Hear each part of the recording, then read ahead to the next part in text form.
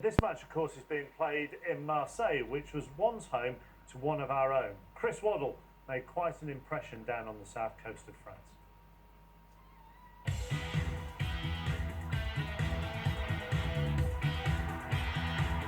I was really happy playing at Tottenham. Waddle! Oh, yes!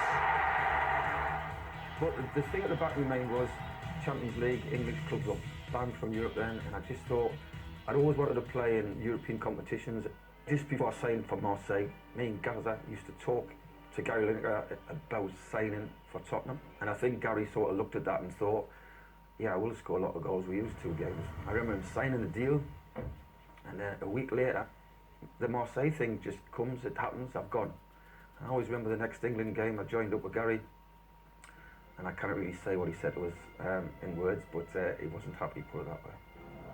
Il avait dans les yeux cette inexplicable tristesse. You know, I was a bit scared more than anything, a little bit nervous about moving abroad. So, but I did it because obviously I wanted to think it was another level which I wanted to play at.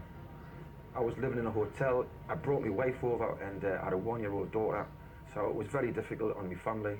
The language was an absolute nightmare. I could count to 10, I could say hello and goodbye, and basically that was it. I think the shop down the road where we used to go in and ask for bread, people who were serving us must have looked and thought, I'm sure this guy's deaf because he cannot speak. And I just used to point at everything, and it really got to us. The key was, when I got out the hotel, it was after 3 months, I moved into a house which we rented, and I remember saying to the wife, when I opened the door of the house, I said, it starts from here. This was on the Monday, and on the Friday night, we played Paris Saint-Germain at home, live on the TV. I scored a goal where a ball came in, I beat the offside trap, I chested it, I flicked it over the goalkeeper, and I backheeled it into the net. And from that moment, that Friday night, especially against Paris Saint-Germain, who were the big rivals of Marseille, my career as a Marseille player arrived. I grew up supporting Marseille. What he was doing in Marseille with that team, stuff that I've never seen before. He could dribble past someone without touching the ball. What a run by Waddle! In Marseille, he's just a king, a legend, God, however you want to call it. If you ever dream of playing a certain style of football and being asked to do a certain job on the football pitch, this was it. Basically, don't run back, which suited me down to the ground. Go and do what you want when you get the ball, and just go out there and play with a smile on your face. Magic Waddle à Marseille. Blanc, vin de blanc. I tried to embrace being a Marseillan, trying to be a little bit like the French, and it just didn't work. That pink cardigan does it when you're English, so I've got to apologise for wearing that. Oh, it's terrible. No, it's no.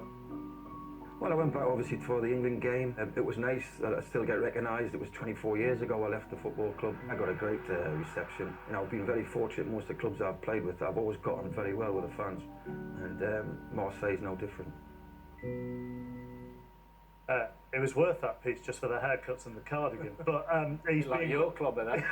Thanks very much. He's being very self-deprecating there as well when he says he got a nice welcome, because I was with him in Marseille, really? And he got mobbed wherever he went. Which, when you see some of the footage, you can understand, can't you?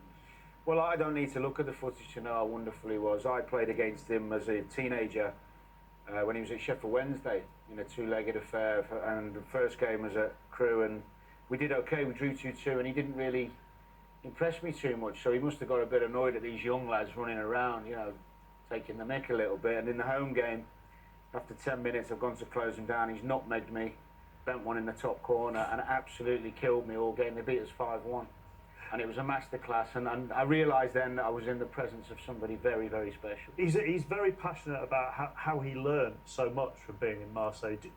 Do you wish that more British Isles footballers played abroad, like Gareth Bale does now?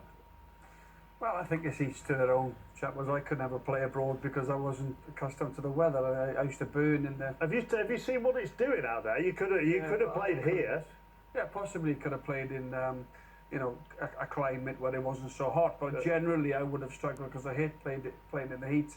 But going back to Waddle, Chris Waddle, he's I've spent a bit of time with him while I've been over here in the first 10 days or so, and he's a fantastic guy to be around. You know, he's very experienced. His stories, lots of stories about Gaza, you know, the World Cup, England, and obviously talking about French football and being as we're in France for the tournament. It's been great. He's been great to be around. Do you wish you played abroad? Yeah, I really do. But you get wiser as you get older. I only had one small opportunity when Gerard Houllier became the Lyon manager. I had a conversation with him about going there, and I was well up for it, but it didn't happen for contractual reasons. But I do regret it. Yeah. Do you think your game would have changed? I think I'd have got better more quickly. I think I would have learnt more. And I think any player that gets the opportunity, not just from a football perspective, but from a lifestyle perspective, should embrace it and do it. Right, let's bring you up